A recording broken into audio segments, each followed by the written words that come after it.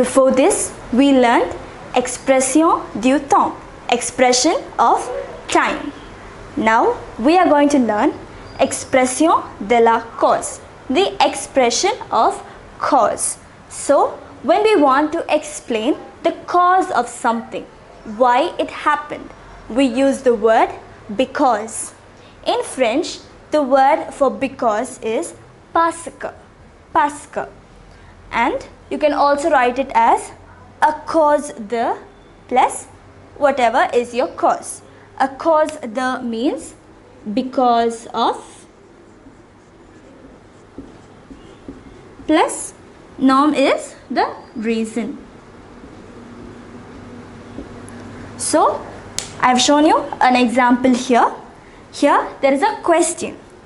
Pourquoi es-tu en retard? It means why are you late? So, why are you late? And it is a question. It is a why question. So, we are going to give them an explanation, the cause. So, here we use because, parce que, because j'ai raté le train, because I had missed the train. This is an example of how we use the word because, parce que. We can use this in sentences. So what does this mean? It means because, and when do we use it? When we want to explain, expression of the cause. We are going to explain the cause of something.